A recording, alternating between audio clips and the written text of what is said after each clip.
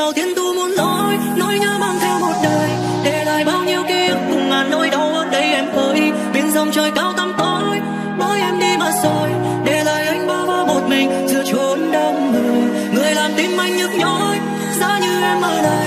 Kể từ khi em ra đi, lòng này nát tan chẳng yêu một ai, để lòng tương tư em mãi những cơn mê u bài. Chuyện tình yêu luôn lanh đanh theo anh những tháng năm dài.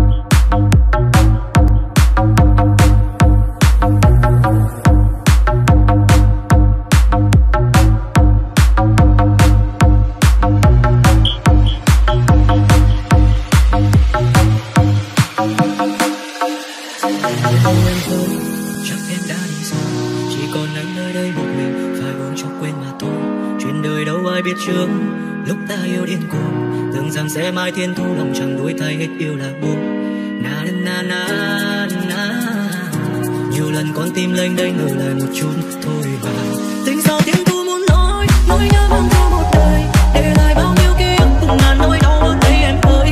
Bên dòng trời cao tăm tối, mỗi em đi mà rồi, để lại anh bơ vơ một mình giữa chốn đông người. Người làm tim anh nhức nhói, giá như em ở đây. Kể từ khi em ra đi, lòng này nát tan chẳng yêu một ai, để lòng tương tư em mãi những cơn mê u bài. Chuyện tình yêu luôn lanh đanh theo anh những tháng năm dài.